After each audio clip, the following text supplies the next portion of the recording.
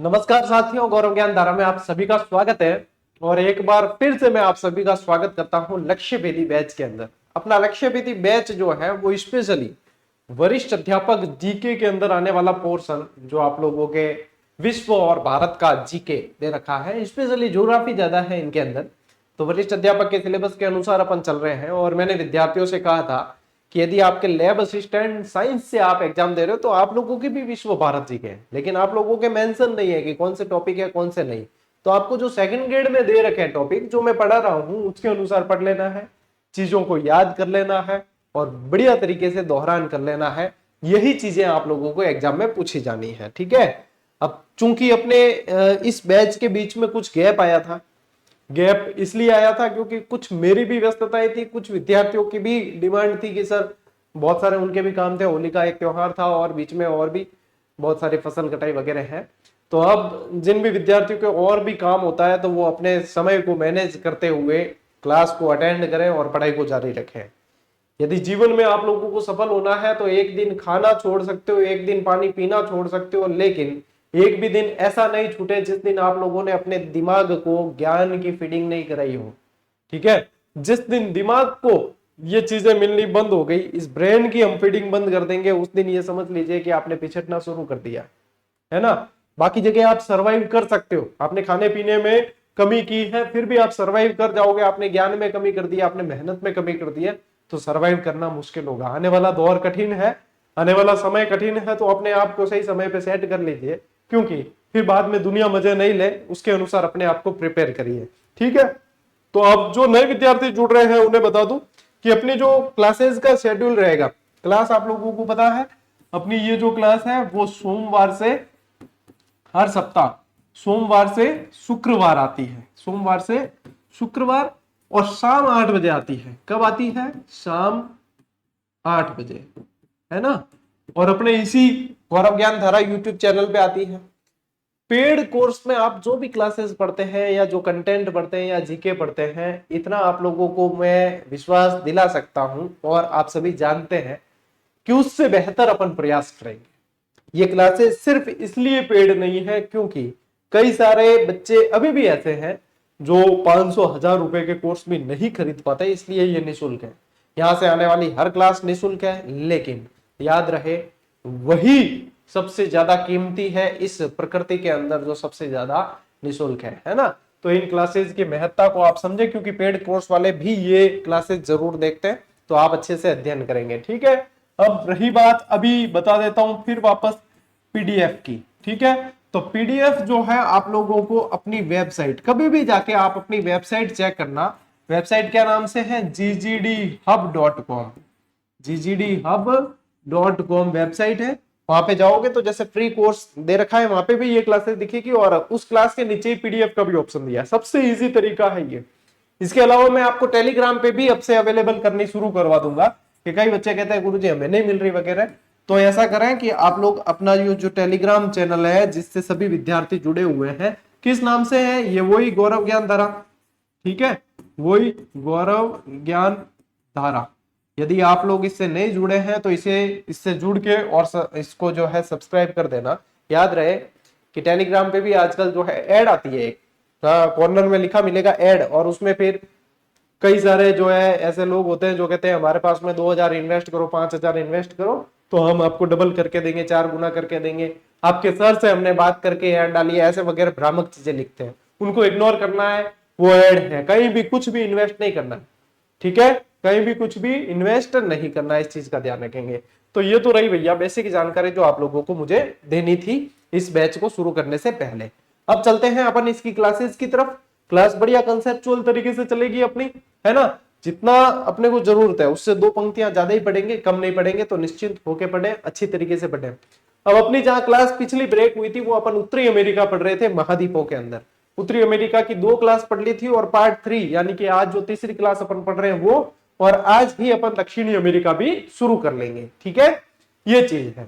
तो थोड़ा सा मैं आप लोगों को रिवाइज करवाऊं कि अपन क्या पढ़ रहे थे। अभी अपन पढ़ रहे थे उत्तरी अमेरिका, है ना, उत्तरी अमेरिका। अब उत्तरी अमेरिका में कुछ नहीं है, सिर्फ अपने जो बाकी रहा है वो ये चीज रही है कि कुछ पठारों के मुझे नाम आप लोगों को बताने, है ना, कुछ खाड़ियों के नाम बताने आप लोगों को, बाकी आप सब पढ़ चुके हैं। अब देखो उत्तरी अमेरिका की यदि अपन इस दिशा में देखेंगे, उत्तरी अमेरिका के इस दिशा में देखेंगे तो यहाँ पे है दक्षिणी अमेरिका, ठीक है, यहाँ पे है दक्षिणी अमेरिका है।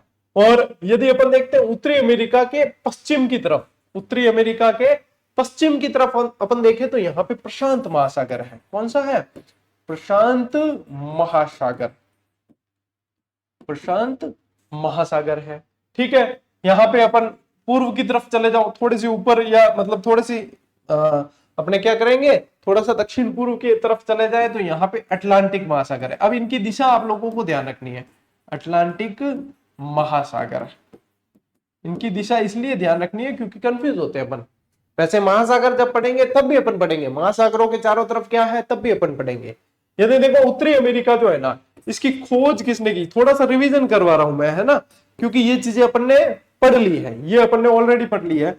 तो ये इसकी खोज की है 1492 के अंदर क्रिस्टोफर कोलंबस ने। किसने की है? क्रिस्टोफर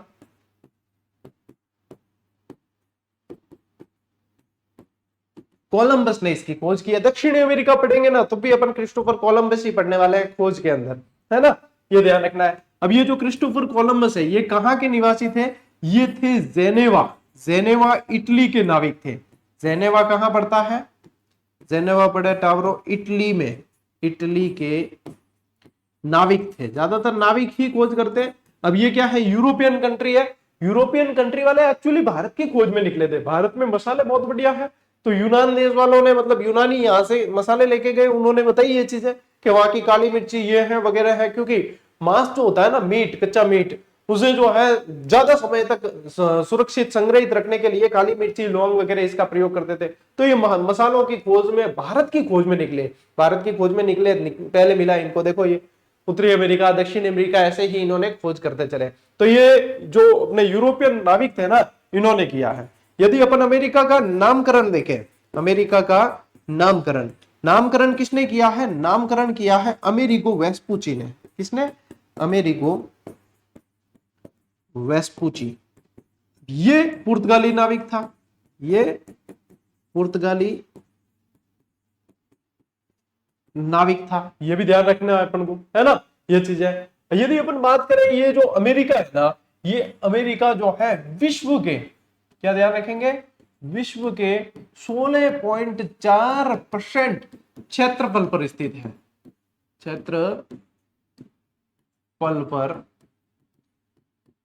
स्थित है। अब इनके अलावा टाबरो देखो, मैं थाने सारी चीजें करा दी, रॉकी पर्वत श्रेणी बताई, है ना, रॉकी पर्वत बताया आप लोगों को, माउंट लेगन, माउंट एल्बर्ट, आपके सारे जितने भी पर्वत है जो अपने ग्रेट फाइव फ्लैग्स है ना, सुपीरियर, ओंटारियो, एरी, ह्यूरन वगैरह सब, मिशिगन, ये सारी बताई आप लोगों को।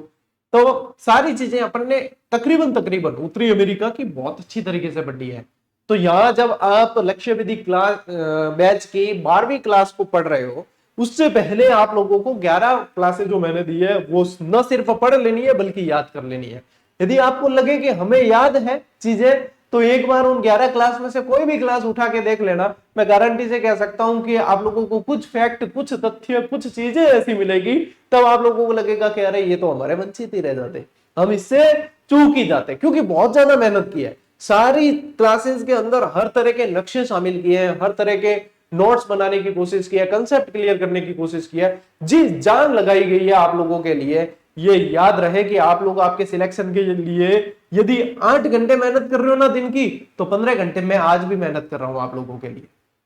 आप 8 घंटे भी पढ़ रहे हो ना, तो याद रखना 15 घंटे मैं आप लोगों के लिए आज भी मेहनत कर रहा हूं। तो आप लोगों को कसर नहीं छोड़नी है, मैं आप लोगों के लिए कर रहा हूं। मेरी नौकरी सेट है, मेरा प्लेटफॉर्म सेट है, मैं यदि कुछ भी नहीं करूं ना तो मेरे आने वाली 3 पीढ़ियां आराम से बैठ के खा सकती है। फिर भी मैं किस लिए मेहनत कर रहा हूं? आप लोगों के लिए, कि आप लोगों के घरों में खुशी का, रोजगार का चिराग जलना चाहिए। आज भी मैं 15-15 घंटे मेहनत कर रहा हूं, वो इसीलिए ताकि आप पढ़ोगे तो आपको मेहनत करनी है, नियमित रहना है, इस बात को मान के चलना। ये चीज आप लोगों के अंदर जो आग है ना, वो बुझनी नहीं चाहिए तब तक जब तक आप सफल नहीं हो जाते। इसका स्क्रीनशॉट की वैसे जरूरत नहीं है क्योंकि मैं ये सब चीजें पढ़ा चुका हूं। अब अपन बढ़ते हैं सीधे उत्तरी अमेरिका की कुछ चीजें अपने को देखनी जो बाकी रह गई थी वो देखते हैं, और फिर दक्षिणी अमेरिका पढ़ लेंगे, ठीक है। उत्तरी अमेरिका में अभी खासी चीजें बाकी है।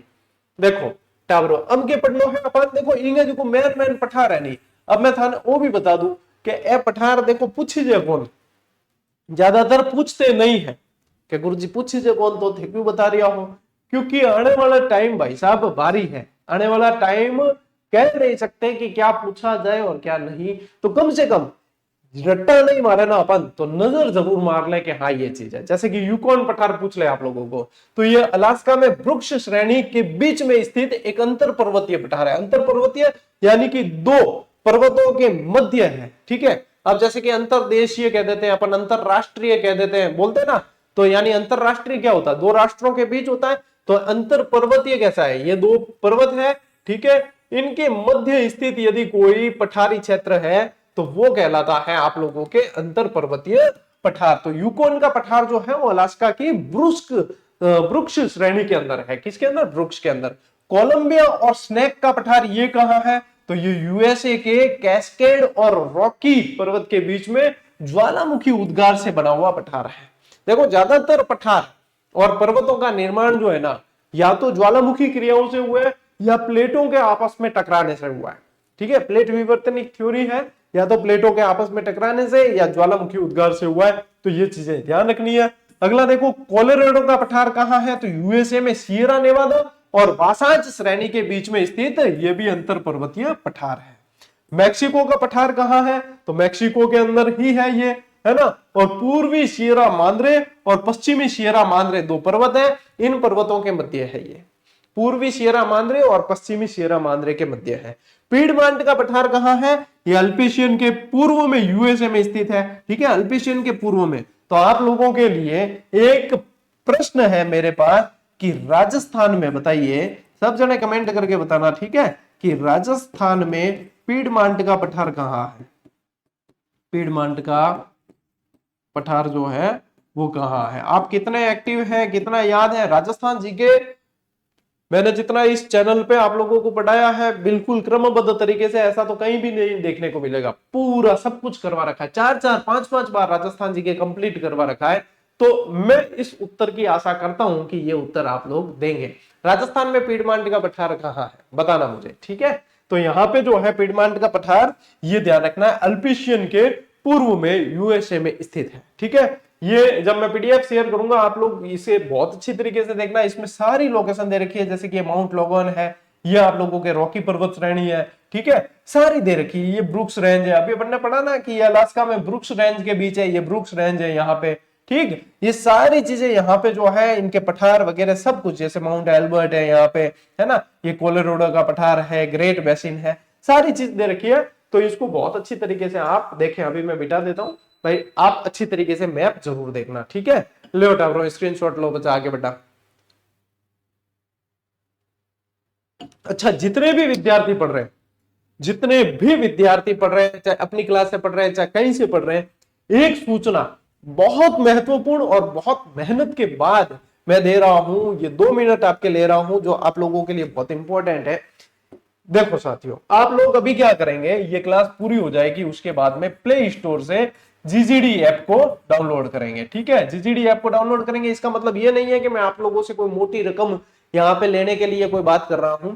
सबसे पहले बताऊं आप लोगों के लिए, वरिष्ठ अध्यापक, ठीक है, वरिष्ठ अध्यापक वाले जो सारे ध्यान देंगे बच्चे, देखो आप लोगों के लिए कितनी शानदार चीज है कि वरिष्ठ अध्यापक की अब भी नवीनतम हम क्या कर रहे हैं कि 10 model paper test series, 10 model paper की ऑनलाइन टेस्ट सीरीज, ठीक है, ऑनलाइन टेस्ट सीरीज। इसकी खासियत सुन लो। अच्छा, कई जने कहे कि गुरुजी ऐप पर लेके जाने के लिए क्या पता पेड क्लास नहीं दे रहे, तो ऐप पर जो है उसको वसूली की जाएगी। तो पहले बता दूं कि 10 मॉडल पेपर जो टेस्ट सीरीज है, यदि आप देखेंगे ना, तो इसको प्रैक्टिस करने का आप लोग यदि देखेंगे तो हम कितने आप लोगों से 65 रुपए लेंगे, ठीक है। जीएसटी और जुड़ेगा इसमें, क्योंकि जीएसटी सरकार लेती है।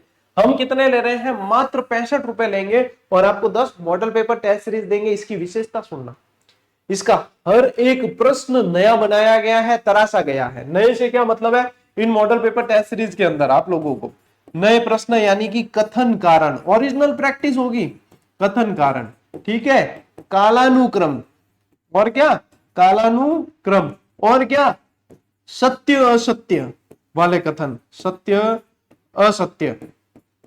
ठीक है, इसके अलावा सुमेलन वाले सवाल। ठीक है, इसके अलावा जैसे कि वो सवाल आते हैं ना अपने सभी तरह के, वो जो कथन पहचानने, कौन से कथन सही है। ठीक है, कौन से कथन सही है, 1 2 सही है, 1 2 3 सही है, वो वाले कौन से कथन सही। और इसके अलावा सभी टेस्ट के अंदर व्याख्या बेहद शानदार। मैंने आप लोगों को बता दूं, ये वरिष्ठ अध्यापक के जो ये 10 मॉडल पेपर टेस्ट सीरीज है, मैंने खुद ये एक एक प्रश्न को तराश के आप लोगों के लिए तैयार किया है।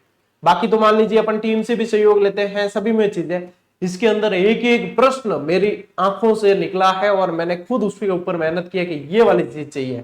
इसलिए विद्यार्थियों को कहूंगा कोई भी इससे वंचित नहीं रहेगा। और एक और चीज हम क्या कर रहे हैं आप लोगों के लिए, मात्र ये ना मात्र की चीज है, क्योंकि सर्वर के चार्ट वगैरह आपको पता होते हैं, फिर भी देखो मैं क्या कह रहा हूं कि 10 मार्च तक, जैसे अब आज आप 9 मार्च को ये क्लास देख रहे हो, फिर भी मैं कह रहा हूं 10 मार्च तक, हो सकता है 1 2 दिन में आप लोगों को रियायत दे दूं, 10 मार्च तक जो भी विद्यार्थी इसके अंदर एनरोल हो जाएंगे।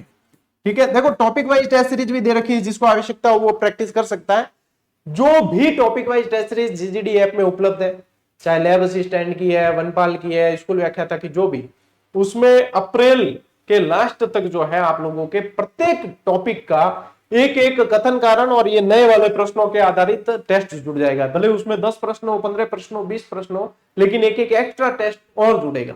जो हमने दे रखा है वो भी पर्याप्त है, लेकिन फिर भी मैं और आप लोगों के लिए एक्स्ट्रा टेस्ट इनके अनुसार जोड़ने वाला हूं। ठीक है, तो ये जो है सुनो, इसमें इस टेस्ट सीरीज में जो 10 मार्च तक जो बच्चे एनरोल हो जाएंगे, उन्हें मई के अंदर हम 2 फ्री टेस्ट देने वाले, और 2 फ्री टेस्ट और देने वाले हैं, स्पेशल टेस्ट बना के 2 और देंगे, मई के अंदर देंगे। 10 टेस्ट तो 5 तो अभी जुड़ चुके हैं, बाकी के अब ये 10-15 दिन में बाकी के भी जुड़ जाएंगे इसके अंदर, बाकी के 5 टेस्ट और 2 टेस्ट ये 10 मार्च तक जो बच्चे एनरोल हो जाएंगे उनको मिलेंगे भैया प्रैक्टिस करने के लिए 2 एक्स्ट्रा टेस्ट।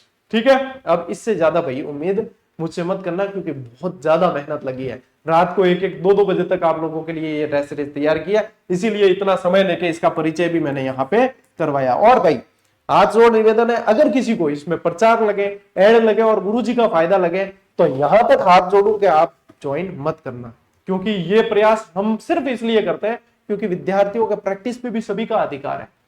ये 60-65 रुपए आप मेले में चले जाओ, आप लोगों के मतलब एक समय का नाश्ता तक नहीं होगा इससे। कभी सोच के देखना, जिसमें मैं आप लोगों को पूरी गुणवत्ता युक्त प्रैक्टिस करवा रहा हूं। ठीक है, तो इसको ध्यान रखेंगे। जीजीडी ऐप प्ले स्टोर से डाउनलोड करें। जो आईफोन वाले वगैरह यूजर है वो वेबसाइट पे जाए ggdhub.com, वहां से टेस्ट सीरीज का ऑप्शन है, वहां से लॉग इन करके आप कर सकते हो, डायरेक्ट चलेगा। ठीक है, चलो टाब्रो आज हम इंगे माते। अब देखो औजार्क का पठार ये कहां है, ये यूएसए में स्थित है। ये कहां है, ये यूएसए के अंदर है। अब देखो मैंने आप लोगों को अंगल अमेरिका वगैरह ये सब बांट के बताया, कैरेबियाई देश वगैरह 3 जो उत्तरी अमेरिका की पहली क्लास दी थी ना, उसको देखना, बहुत अच्छी तरीके से आप लोगों को डिवाइड करके चीजें बताई गई है। जैसे कि United state of America USA आप देखेंगे तो यहाँ पे है। लेब्राडोर का पठार कहाँ है, कनाडा में स्थित है, कनाडा की लोकेशन ऊपर है। मोजेओ मरुस्थल कहाँ है, इसे कैलिफोर्निया मरुस्थल के नाम से भी जाना जाता है और ये यूएसए के अंदर स्थित है। ये कहाँ है, यूएसए के अंदर स्थित है और इसे क्या कहा जाता है, कैलिफोर्निया मरुस्थल के नाम से भी जानते हैं। एक सोनोरोन मरुस्थल भी है यहाँ, जो यूएसए और मैक्सिको के मध्य स्थित है। यूएसए और मैक्सिको में स्थित है कौन सा, सोनोरोन मरुस्थल भी है, जो उत्तरी अमेरिका के अंदर आप लोगों को याद रखना है। ठीक है, ले उठा स्क्रीनशॉट बना आगे। ये चीजें सिर्फ आप नजर मार लेना, इनको रट्टा मारने की जरूरत नहीं है।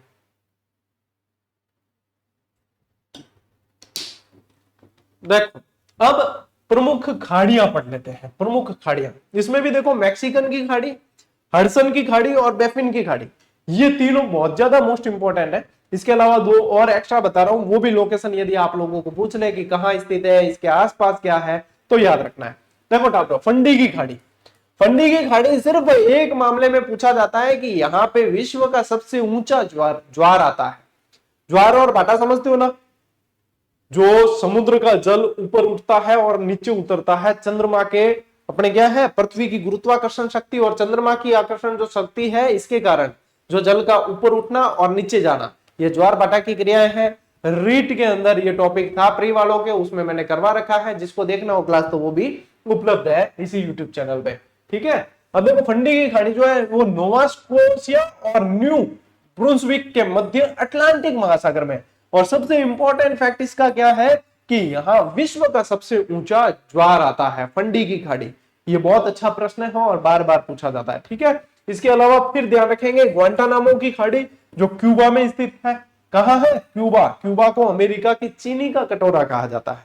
क्या कहा जाता है इसे? चीनी का कटोरा, चीनी का कटोरा कहा जाता है, एंटीलिस का मोती भी कहा जाता है इसे। ठीक है, फिर देखो बैफिन की खाड़ी, ये मोस्ट इंपॉर्टेंट है, ग्रीनलैंड और बैफिन द्वीप के मध्य है। ग्रीनलैंड विश्व का सबसे बड़ा द्वीप है, विश्व का सबसे बड़ा द्वीप है ग्रीनलैंड, जिसपे अधिकार किसका है? डेनमार्क का। जिसपे किसका अधिकार है? ये रहा ग्रीनलैंड, और यहाँ कोष्टक में लिखा हुआ है डेनमार्क। डेयरी उत्पादन के लिए जो है ये जाना जाता है डेनमार्क, और डेनमार्क का इसके ऊपर कब्जा है। ठीक है टाबरो, और इसके अलावा क्या ध्यान रखोगे? बैफिन की खाड़ी ये रही, देखो बैफिन की खाड़ी ये रही, तो बैफिन की खाड़ी में ध्यान रखना है ग्रीनलैंड और बैफिन द्वीप के मध्य है। ये रहा बैफिन आइसलैंड, ये बैफिन आइसलैंड है, ये पूरा ये वाला। ठीक है, ये बैफिन आइसलैंड है, और इसके मध्य ये रहा आप लोगों के ग्रीनलैंड। ठीक है, फिर हडसन की खाड़ी आएगी, ये हडसन स्ट्रेट, ये रहा हडसन बे, ये रही हडसन की खाड़ी। ठीक है, तो देखो मैक्सिको की खाड़ी कहां है? मध्य अमेरिका के पूर्व में स्थित है। ये यहाँ पे आपको दिख रहा है गल्फ ऑफ मैक्सिको। क्या दिख रहा है? Gulf of Mexico. ये जो क्षेत्र है ये मैक्सिको की खाड़ी के अंतर्गत आता है। ये मैक्सिको की खाड़ी, ये हडसन की खाड़ी, हडसन बे लिखा हुआ है, ये बैफिन की खाड़ी है आप लोगों के, ये बैफिन की खाड़ी है। फिर देखो हडसन की खाड़ी कनाडा के उत्तर में स्थित है। हडसन की खाड़ी कहां है? कनाडा के उत्तर में स्थित है। जो कैनेडियन शील्ड है, ये भी बताया था मैंने आप लोगों को करके, कैनेडियन शील्ड है उसके उत्तर में स्थित है। कौन सी? उत्तर में कौन सी? हडसन की खाड़ी। उसके उत्तर में चले जाओगे तो कौन सी आएगी? बैफिन की खाड़ी आएगी। और यहाँ दक्षिण में आओगे तो कौन सी आएगी? मैक्सिको की खाड़ी आएगी। यहाँ इस तरफ आओगे तो अलास्का की खाड़ी आएगी, गल्फ ऑफ अलास्का है यहाँ पे। यहाँ पे क्या है? गल्फ ऑफ अलास्का है। यहाँ पे है गल्फ ऑफ बूथिया। यहाँ कौन सी है? गल्फ ऑफ बूथिया है। तो इस तरीके से आप लोगों को ये सारी चीजें ध्यान रखनी पड़ेगी। अब जितना टाइम स्पेंड करोगे उतनी जल्दी चीजें याद होगी, जितना टाइम पास करो बितनी लेट चीजें याद हुई। सारी की सारी चीज आपने हाथ में ही है, दूजो कोई घोड़ा पाने वालों नहीं है, दूजा सबरी लाइफ सेट है। लेकिन खुद के लिए प्रयास खुद को ही करना पड़ेगा। और बेटा खुद के मरे बिना स्वर्ग का आनंद खुद नहीं ले सकते, क्या दूसरों मर जाए मैं आनंद लेना स्वर्ग रो? हाँ, कौन मिला भाई? यदि स्वर्ग का आनंद लेना है तो मरना पड़ेगा। और इस दुनिया में तो स्वर्ग राजस्थान के अंदर तो अपने सरकारी नौकरी में ही है, कि बाकी दूसरी चिंता कोई नहीं है। एक बार नौकरी लगी और पीछा छूटा। ले स्क्रीनशॉट आगे बढ़ा। चलो डालो, अब उत्तरी अमेरिका की अन्य विशेषताएं जान लेते हैं कि भाई अन्य विशेषताएं जैसे कि यहाँ जनजातियां कौन कौन सी निवास करती है, यहाँ पे जैसे कि और दूसरे जो है शहर किस लिए जाने जाते हैं वगैरह वगैरह। ठीक है, ध्यान दो टाबरो, उत्तरी अमेरिका के कनाडा में हैदा और अलास्का, उत्तरी कनाडा में बैफिन द्वीप, ग्रीनलैंड आदि में एस्किमो जनजाति निवास करती है। अब देखो एस्किमो याद आती, अपने को याद आता है, अपने बचपन में सामाजिक के अंदर पढ़ा था। यदि मैंने पढ़ा है तो आप लोगों ने भी पढ़ा होगा। बचपन में सामाजिक में पढ़ा था कि ये एस्किमो जनजाति के जो लोग हैं ये यहाँ बर्फीले क्षेत्र में रहते थे और इग्लू बना के रहते थे। जो बर्फ के घर होते हैं उन्हें इग्लू कहते हैं। अपन बड़ी रोचक तरीके से पढ़ते हैं कि इग्लू के अंदर ऐसे झुक के जाते हैं और कैसा मतलब मजा आता होगा, ऐसे सोचते कि यदि अपन को जाने को और रहने को मिले तो आनंद आ जाए। तो ये वही एस्किमो जनजाति है जो मछलियों का शिकार करती है वगैरह। अब इनकी है ना एक सील मछली होती है, यहाँ सील मछली की हड्डी और उनसे है ना एक बोट भी बनाते हैं ये, जिसको कहा जाता है कयाक। इनकी जो नाव होती है ना उसको क्या बोलते हैं? कयाक बोलते हैं उसको। ठीक है, ये देखो ये क्या है? इनके घर क्या कहलाते हैं? इग्लू कहलाते हैं। इनके घर क्या कहलाते हैं? इग्लू। ठीक है, बर्फीले इनके जो घर होते हैं ये इग्लू कहलाते हैं। थोड़ी सी जमीन खोद के अंदर की तरफ बनाए जाते हैं ताकि जो है गर्माश रहे। ये इग्लू है, यहाँ पे पाई जाती है इनकी ये जनजाति एस्किमो जनजाति, मोस्ट इंपॉर्टेंट है, याद रखेंगे। आगे बढ़ाता हूं, उत्तरी अमेरिका विश्व का एकमात्र महाद्वीप है जहां एक भी स्थलबद्ध देश नहीं है। स्थलबद्ध देश का मतलब समझते हो? चारों तरफ से जो है स्थलबद्ध यानी कि मतलब समुद्र नहीं है, कहीं से भी पानी नहीं लगता है, समुद्र का पानी का किनारा नहीं लगता है, चारों तरफ स्थल ही है, तो वो तो होते हैं स्थलबद्ध देश। लेकिन यहाँ पे स्थलबद्ध देश एक भी नहीं है। और 100 डिग्री पश्चिमी देशांतर रेखा इस महाद्वीप को 2 भागों में बांटती है। मोस्ट इंपॉर्टेंट लाइन 100 डिग्री पश्चिमी देशांतर रेखा इस महाद्वीप को 2 भागों में बांटती है। आने वाले समय में यदि ये प्रश्न आप लोगों को कूट मिलान या कैसे भी दे, मिला जुला के यही चीजें जोड़ के आप लोगों को पूछी जाएगी। ठीक है, देखो उत्तरी अमेरिका के मूल निवासी जो है वो कहलाते हैं रेड इंडियंस, एस्किमो, इन्यूट, ये सारे, यानी कि ये जो जनजाति है। अगर हमारे राजस्थान में भी अपन देख लानी तो मूल निवासी किन के? मूल निवासी अपने राजस्थान में भी देखे तो किसको कहते हैं? जय जोहार। कौन? जनजाति, यानी कि जनजातियां जो है वही संस्कृति की पोषक है और मूल निवासी भी वही है ना। आज भी मूल निवासी उन्हें ही कहा जाता है। तो यहाँ की मूल निवासी कौन है? यहाँ की जनजातियां, जिसमें आ जाते हैं आप लोगों के रेड इंडियंस, एस्किमो, इन्यूटवादी, ये सब इनकी मूल निवासी कहलाते हैं। ठीक है, स्क्रीनशॉट लेना चाहो तो ले लो, ने पीडीएफ की सुविधा आप लोगों के लिए कर रखी है इसमें, तो फिर चिंता नहीं करें, वहां पे भी मिल जाएगी। ठीक टाइप आगे बढ़ा है। देखो उत्तरी अमेरिका का वह देश जो चीनी का कटोरा कहलाता, बताओ देखे, मैं आवार ही बताया था कि तो याद है तन, याद है कि नहीं? इसे कहा जाता है क्यूबा को। किसे कहा जाता है? क्यूबा को बोला जाता है। किसे बोला जाता है? क्यूबा को बोला जाता है। ठीक है, और इसे क्यूबा को ही और क्या ध्यान रखेंगे, इसे एंटीलिस का मोती भी कहा जाता है। इसे एंटीलिस का मोती भी कहा जाता है, इस नाम से भी आपको ध्यान रखना है। देखो कनाडा और संयुक्त राज्य अमेरिका के मध्य सीमा का निर्धारण करने वाली रेखा कौन सी है? कनाडा उत्तर में है मध्य और यूएसए का है उसके नीचे। इन दोनों को बीच में से अलग करने वाली रेखा निर्धारण यहाँ पे जो है मध्य सीमा निर्धारण करती है, वो रेखा कौन सी है? यदि आप लोगों को पूछे तो ध्यान रखना 49 डिग्री उत्तरी अक्षांश। 49 डिग्री उत्तरी अक्षांश जो है वो ये रेखा है। उत्तरी अमेरिका की शीतोष्ण घास के मैदान क्या कहलाते हैं? यहाँ पे इन शीतोष्ण घास के मैदानों में क्या किया जाता है? गेहूं का उत्पादन बहुत होता है, ये कहलाते हैं प्रेरीज घास के मैदान। क्या? प्रेरीज घास के मैदान। मैं आप लोगों को एक बहुत बढ़िया चीज बताऊं प्रेरीज घास के मैदानों की, कि यहाँ पे है ना, यहाँ पूरी तरीके से आधुनिक कृषि की जाती है। प्रेरीज घास के मैदानों में पूरी तरीके से आधुनिक यानी मशीनीकरण, ज्यादा लोग लगते ही नहीं, विस्तृत कृषि होती है यहाँ पे। देखो अपन पढ़ते हैं गहन कृषि और विस्तृत कृषि, तो यहाँ विस्तृत कृषि होती है। इसमें क्या होता है कि एक मशीन लेके गए, बीज बिखेर दिए और आ जाते हैं, फिर वापस सीधा हार्वेस्टर वो लेके जाते हैं, थ्रेशर, और सीधी डायरेक्ट मशीनें चली और सीधे गेहूं निकले, बस। ज्यादा कोई देख रेख नहीं, क्योंकि अनुकूल इतनी चीज है कि इनको रख रखाव करना ही नहीं पड़ता। इसलिए ये प्रेरीज घास के मैदान जो है बहुत ज्यादा गेहूं उत्पादन करते हैं, ये ध्यान रखना है यहाँ पे। ठीक है, फिर देखो जनसंख्या की दृष्टि से उत्तरी अमेरिका का सबसे बड़ा नगर कौन सा है? जनसंख्या की दृष्टि से उत्तरी अमेरिका का सबसे बड़ा नगर आप लोगों को पूछे तो इसके नाम में ही मैक्सिमम है। ठीक है, कौन सा है? Mexico city. कौन सा है? मैक्सिको सिटी, इसके नाम में ही है मैक्सिकन। मैक्स यानी क्या? बड़ा, तो ये तो डायरेक्ट याद हो जाएगा। विश्व में गेहूं मंडी के नाम से कौन सा प्रसिद्ध नगर है जो अमेरिका में है? वो है विनिपेग। कौन सा है? विनिपेग, या विनिपेग कह देते हो आप, तो ये विनिपेग नगर है जो यहाँ पे गेहूं मंडी के नाम से जाना जाता है। विश्व का सबसे बड़ा पार्क कौन सा है जो अमेरिका के अंदर स्थित है? ये चीजें आप लोगों के दिमाग में आनी चाहिए, तभी आप लोग जो है फाइट कर पाओगे कंपटीशन और सीट निकाल पाओगे। तो ये है बेटा would buffalo national park. Would buffalo national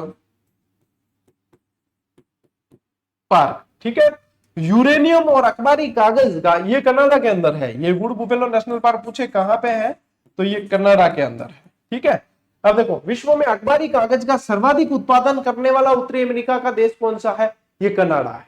कौन सा है? अखबारी कागज के बारे में पूछ ले, क से कागज, क से कनाडा, क से कागज और क से कनाडा। संघीय शक्तियों का प्रावधान भारतीय संविधान में कहां से लिया है? तो याद रखना संघ का नाड़ा, ऐसे याद रखना। मैं यही याद करियोड़ा भाई, देसी ट्रिका है और देसी ट्रिका याद हो जाएगा कि संघ का नाड़ा, तो यानी संघ कनाडा। तो संघीय शक्तियां वगैरह ये कहां से लिया है? ये कनाडा से लिया है। चलो स्क्रीनशॉट लो, टावरो आगे बढ़ा, स्क्रीनशॉट लो, आगे बढ़ा। ठीक है, विश्व की सबसे बड़ी सीसा जस्ता की खान कौन सी है? ये है सुलिवान खान है। कौन सी है? सुलिवान। सुलिवान खान है, ये विश्व की सबसे बड़ी सीसा जस्ता की है। फिल्मी उद्योग के लिए प्रसिद्ध कैलिफोर्निया का विश्व प्रसिद्ध नगर कौन सा है? फिल्मी उद्योग के लिए है लॉस एंजल्स। नाम सुना है ना, Los Angeles, Las Vegas, Los Angeles, ये सब पास पास में है। तो ये कौन सा है, लॉस एंजल्स। जो आप हॉलीवुड की ज्यादातर फिल्में देखते हैं वो यहाँ पे इन पे काम किया जाता है। सॉफ्टवेयर और कंप्यूटर उद्योग के लिए विख्यात प्रसिद्ध नगर जिसे सिलिकॉन वैली के नाम से जाना जाता है, जिसे सिलिकॉन वैली के नाम से जाना जाता है। बताओ किसके लिए, सॉफ्टवेयर और किसके लिए, सॉफ्टवेयर और कंप्यूटर। जैसे कि अपने यहाँ पे भारत की बात करें तो बेंगलोर इसके लिए बहुत प्रसिद्ध है, इसलिए बेंगलोर को भारत का सिलिकॉन वैली कहा जाता है। सिलिकॉन वैली किसे कहा जाता है, जहां पे सॉफ्टवेयर और कंप्यूटर उद्योग की कंप्यूटर उद्योग का काम ज्यादा हो, इसे कहा जाता है। और अपने यहाँ का कौन सा है, बेंगलोर। यहाँ उत्तरी अमेरिका में कौन सा है, सैन फ्रांसिस्को। कौन सा है, सैन फ्रांसिस्को। भारत में यदि पूछे, यहां लिख लेता हूं मैं साथ में, ठीक है, भारत में इसे जाना जाता है बेंगलोर को। भारत में बेंगलोर विश्व की सबसे बड़ी मांस मंडी, और मांस में भी यानी कि कच्चा मांस। अब क्या गुरुजी, मांस तो कच्चो ही हो, तो कच्चा मांस मंडी स्पेशल लिखा हुआ मिलता है। तो विश्व की सबसे बड़ी कच्चा मांस की मंडी जो है और सबसे बड़ा रेलवे जंक्शन है, ये दोनों ही याद रखोगे। कौन सा, शिकागो। ये वही शिकागो है जहां पे धर्म संसद हुई थी और स्वामी विवेकानंद इसका हिस्सा बने थे। ये वही शिकागो है, ठीक है। देखो Swami Vivekananda G B time अटे ज्ञान देना आया है, और अपा आज सिलेक्शन नहीं ले रिया, हाँ, तो यानी कि अपा कितना ला रहे हैं जी, है अपा कितना ला रहे हैं। विश्व का सबसे बड़ा बंदरगाह, सबसे बड़ा बंदरगाह कौन सा है, विश्व का सबसे बड़ा बंदरगाह कौन सा है, बताओ। देखें तो बंदरगाह में याद रखना आप लोग, न्यूयॉर्क बंदरगाह। कौन सा है, न्यूयॉर्क बंदरगाह, ठीक था ब्रो। तांबा उत्पादन के लिए प्रसिद्ध एरिजोना मरुस्थल, यहाँ पे अमेरिका के अंदर यूएसए में एरिजोना मरुस्थल है जहां पे तांबे का बहुत उत्पादन किया जाता है। तो यही आप लोगों को यहाँ पे ध्यान रखना है, ये कहाँ है, यूएसए में है, ठीक है। और सर्वाधिक मक्का उत्पादन करने वाला देश ये भी यूएसए ही है अभी। और यूएसए अभी वैसे भी चर्चा में है। क्यों चर्चा में, क्योंकि अमेरिका और इजराइल ने मिलके ईरान पे आक्रमण कर रखा है और तेल के द्वार यानी कि हॉर्मुज जल संधि को बंद करके रखा हुआ है। हॉर्मुज जल संधि बंद होने से यानी कि आप समझते हैं तेल की कीमतों में, मतलब अपन सोच नहीं सकते इतना ज्यादा, मतलब क्या कहते हैं उसको, वृद्धि हो सकती है भावों में, कीमतों में वृद्धि हो सकती है, उछाल आ सकता है। चलिए स्क्रीनशॉट लो। विश्व का पहला तेल का कुआं जो अमेरिका के अंदर टीटुसविले, क्या ध्यान रखोगे, टीटुसविले। और टीटुसविले कहां है, टीटुसविले पेंसिल्वेनिया में। कहां पे, पेंसिल्वेनिया, पेंसिल्वेनिया के अंदर। और ये पूछ ले कि कब, तो 1859 में इसे खोदा गया, ठीक है। माइक्रोसॉफ्ट का मुख्यालय कहां है, तो ये है रेडमंड के अंदर। अब कई जगह कहते हैं गुरुजी रेडमंड में नहीं है, ये तो वॉशिंगटन के अंदर है, वॉशिंगटन डीसी के अंदर।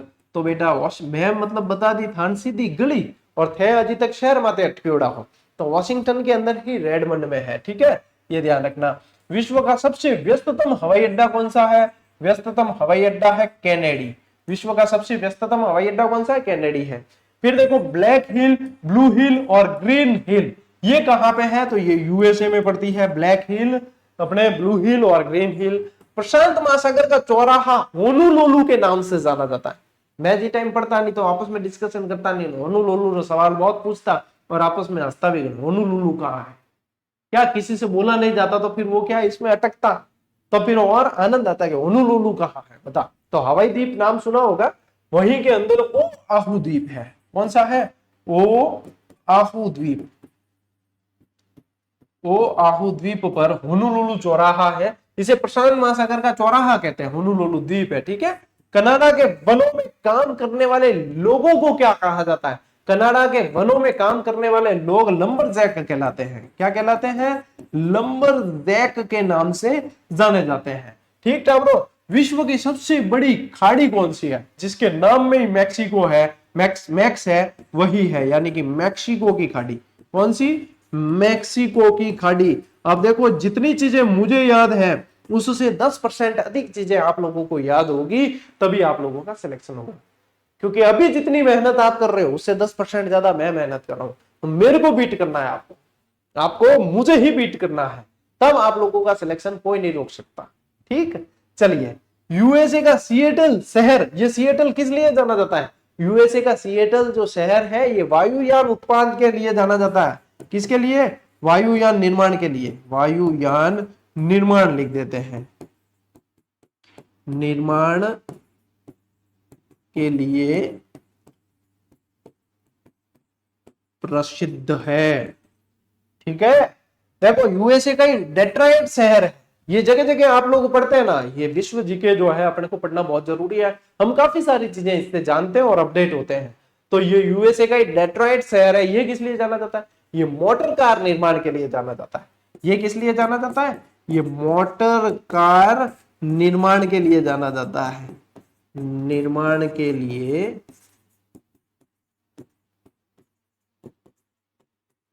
जाना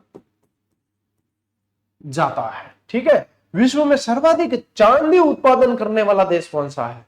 विश्व में सर्वाधिक चांदी उत्पादन करने वाला देश मैक्सिको है। कौन सा है? मैक्सिको। सर्वाधिक चांदी उत्पादन करने वाला देश भी मैक्सिको है। तो लीजिए स्क्रीनशॉट। ठीक है, आप लोगों के इसी के साथ में ये उत्तरी अमेरिका महाद्वीप पूरा हो चुका है। और उत्तरी अमेरिका के बाद में, जैसा कि मैंने आप लोगों से कहा कि अपन दक्षिणी अमेरिका की शुरुआत आज ही कर देंगे। अपन जो है दक्षिणी अमेरिका की शुरुआत आज ही कर लेंगे, बाकी पढ़ेंगे वैसे इसको कल। अब देखो ओ कहीं है टावरो, क्या ओ दक्षिणी अमेरिका है? ठीक है, ओ कहीं है, ओ दक्षिणी अमेरिका है। अब दक्षिणी अमेरिका जो है इसके यदि आप यहां पे देखोगे किस दिशा में, आप उत्तर पश्चिम दिशा के अंदर देखोगे तो यहां पे इसके जो है कैरेबियाई देश है। कौन से हैं? कैरेबियाई देश, कैरेबियाई देश या कैरेबियन सागर कह सकते हो, ये है। यदि इस दिशा में आप देखोगे तो यहां पे है वेनेजुएला की खाड़ी है, वेनेजुएला की खाड़ी स्थित है। यदि ये दिशा आप देखते हो तो यहां पे है अटलांटिक महासागर। क्या है? अटलांटिक महासागर है। और यहां पे पश्चिम में चले जाओ फिर, तो यहां पे क्या है? यहां पे है प्रशांत महासागर। और दक्षिण की तरफ आ जाओगे तो यहां पे क्या है? अंटार्कटिका, अंटार्कटिका महासागर। ये दिशाएं याद होनी बहुत जरूरी है। इन दिशाओं के आधार पे आप लोगों के सवाल पूछे जाने हैं, तो दिशाएं याद होनी बहुत जरूरी है। यदि अपन अब बात करते हैं, फिर वापस किस पे आ जाते हैं? खोज पे, कि खोज किसने की? तो खोज वही व्यक्ति क्रिस्टोफर कोलंबस, क्रिस्टोफर कोलंबस ने इसकी खोज की, कोलंबस ने इसकी खोज की। और यदि एक और सवाल बनता है इसमें से, इसके उपनाम से संबंधित, इसके उपनाम से संबंधित, तो इसे जो है कोलंबस का भारत कहा जाता है। इसे क्या कहते हैं? कोलंबस का भारत। इसे क्या कहते हैं? कोलंबस का भारत कहते हैं। इसके अलावा इसे पक्षियों का महाद्वीप कहते हैं। इसे क्या कहते हैं? पक्षियों का महाद्वीप बोला जाता है इसे, पक्षियों का महाद्वीप। और बताओ एक नाम आप बताओ। तो इसे कहा जाता है निर्धन निवासियों का, निर्धन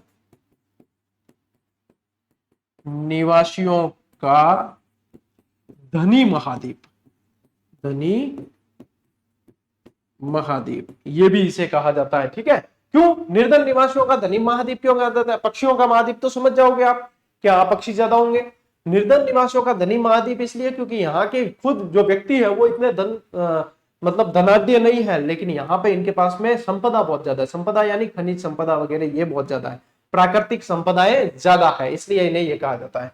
यदि अपन बात करें ये विश्व का, क्या ध्यान रखेंगे? विश्व का 12% क्षेत्रफल रखता है ये। ठीक है, तो ये बेसिक जानकारी है अपने दक्षिण अमेरिका की, जो आज आप लोगों को बता दी है। स्पेशली अपन दक्षिण अमेरिका कल पढ़ने वाले हैं। कल दक्षिण अमेरिका अपन पूरा पढ़ लेंगे। कल दक्षिण अमेरिका पढ़ लेंगे, इसके बाद में अपन ऑस्ट्रेलिया महाद्वीप पढ़ेंगे, इसके बाद में अपन क्या पढ़ेंगे, अंटार्कटिका पढ़ेंगे। ठीक है, इसके बाद में अंटार्कटिका पढ़ेंगे, फिर अपन चलेंगे महासागरों की तरफ, फिर महासागर पढ़ेंगे, वैश्विक पवन तंत्र पढ़ेंगे। महासागरों के अंदर भी बहुत सारी चीजें हैं। ठीक है, अपने जैसे कि जल धाराएं हैं वगैरह, बहुत सारी चीजें हैं महासागरों के अंदर भी। तो ये सारी चीजें अब चलती रहेगी, अब क्लासेस कंटिन्यू है। और अपना मेरा टारगेट है कि भाई अप्रैल खत्म होने से पहले पहले आप लोगों का विश्व और भारत ये दोनों ही मैं कंप्लीट करा के बैच पूरा कर लूं, और फिर अप्रैल के बाद में मई और जून अपन करेंगे दबा के रिवीजन। ठीक है, दबा के रिवीजन करेंगे। और जो विद्यार्थी सीईटी देने वाले हैं वो विद्यार्थी भी ध्यान देंगे, ये सीईटी वालों के लिए भी है क्लास, क्योंकि सीईटी में भी आप लोगों के ये चीजें है। ठीक है, तो ये भी आप लोगों को ध्यान रखना है। ठीक है ब्रो, अब मैंने आप लोगों को सूचना तो दे ही दी है वैसे, और ये डेस्क्रिप्टिव बुक अपनी आ रखी है, ध्यान रखो। बता दूं, ये टॉपिक वाइज टेस्ट सीरीज बता दी, मॉडल पेपर टेस्ट सीरीज अभी लॉन्च हो चुकी है, और आप लोगों को किसी को भी उससे वंचित नहीं रहना है। जिसको टॉपिक वाइज टेस्ट सीरीज से अभ्यास करना वो ये है, 7 से 8 हजार प्रश्न है। और मैंने आप लोगों को पहले ही बता दिया, अप्रैल खत्म होने से पहले पहले आपके सभी के अंदर इसमें एक एक टॉपिक वाइज टेस्ट सीरीज, प्रत्येक टॉपिक का एक एक एक्स्ट्रा टेस्ट जुड़ेगा, जो नए प्रश्नों पर आधारित बिल्कुल अपडेटेड तरीके से मिलने वाला है। ठीक है, तो आज के लिए इतना ही। अब मिलते हैं अपन अगले सेशन में, अगली क्लास में। तब तक के लिए राम राम, जय हिंद।